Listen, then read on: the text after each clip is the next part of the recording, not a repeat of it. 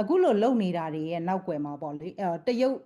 ရှိနိုင်သလားပေါ့နော်။ဘာကြောင့်လဲဆိုတော့ဒီတရုတ်ကိုယ်စားလှယ်ကလည်းဒါပြီးခဲ့တဲ့ရက်ပိုင်းတွေအတွင်းကလည်းဒီလိုပဲတိုင်းရင်းသားအဖွဲ့တွေနဲ့ခေါင်းဆောင်တွေနဲ့လိုက်တွေ့တာရှိတယ်။ KIA နဲ့သွားတွေ့တာတွေရှိတယ်။ပြီးတော့ TNL ကိုခေါ်တွေ့ပြီးတော့ဒါဦးမင်းအောင်လှိုင်အစိုးရကိုအတိမတ်ပြုခိုင်းတဲ့ပုံစံမျိုးတွေလည်းကျမတို့တွေ့ရတယ်ဆိုတော့လေ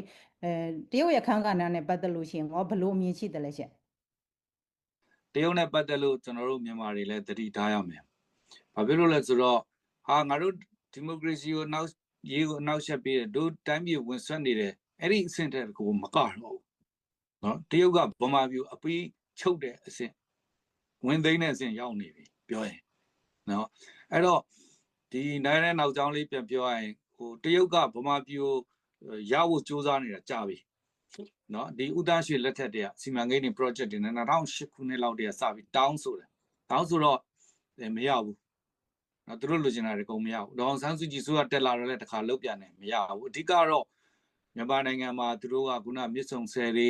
နော်ဒီကြောက်ပြူရင်တဲ့စိတ်တွေယထာလန်းကားလန်းတွေအားလုံးပေါ့သူတီးရိပ်အောက်မှာသူအခိုင်ချုပ်ချင်တာလေအဲ့တော့အဲ့ဒါကိုမရတဲ့အခါကျတော့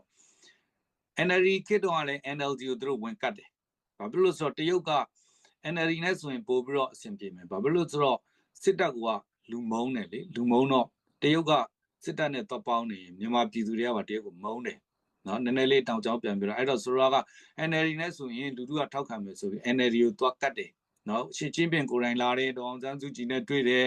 နော်ဒီ NLD ကခေါင်းဆောင်တွေကိုတရုတ်ပြည်ကိုဖိတ်တယ် NLD ကိုယ်စားလှယ်တွေကိုတရုတ်မှာခေါ်ပြီးတင်တန်းပေးရတယ်လို့ဒါပေမဲ့မင်းအောင်နိုင်အာဏာသွားသိမ်းလိုက်တယ်တရုတ်စီမံချက်ပြတ်သွားတယ်နော်အဲ့အချိန်မှာမင်းအောင်နိုင်တို့ကိုအာဏာသိမ်းပြီးနောက်ဝမ်ရီကောနော်တရုတ်အထူးကိုယ်စားလှယ်တွေလာပြီးတော့ဆွေးနွေးတယ်နော်သူတို့နဲ့ပဲအတိကတော့မင်းအောင်နိုင်တို့ပဲတက်လာလား NLD ပဲတက်လာလားတရုတ်ကသူလိုချင်တာရဖို့ဆိုတဲ့ရည်ရွယ်ချက်ရှိအဲ့တော့မရတဲ့အခါမှာတရုတ်ကဘာလုပ်လဲဒါကတော့ကျွန်တော်တို့တက်ချက်မှုဖြစ်တယ်အဲ့ဘာလဲဆိုတော့အခု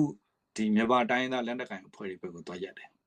နော်ဒီကိုကန့်မှာဖြစ်တဲ့ကိစ္စဆိုလို့ရှိရင်တော့ကြည့်ရင်တော့ online ဒီငွေလိမ်တဲ့ကိစ္စလို့မြင်နိုင်တယ်အဲ့တော့တရုတ်ကဒီ2021နွေဦးတော်လှန်ရေးကိုရောဒီ online ငွေလိမ်ကိစ္စကိုအသုံးချပြီးတော့ကျွန်တော်မြင်တာကတော့ဒီမြန်မာပြည်မှာသူတို့လိုချင်တဲ့ဟာကိုဝင်လောက်တာနော်သူတို့နောက်ဆုံးရှင်းပြောရင်ဒါစစ်လက်နဲ့ပစ္စည်းနဲ့ထောက်ပံ့ပြီးတော့ဒီစစ်ရေးရပါဝင်တဲ့အဆင့်မှာရှိတယ်နော်အဲ့ဒီခါမှာ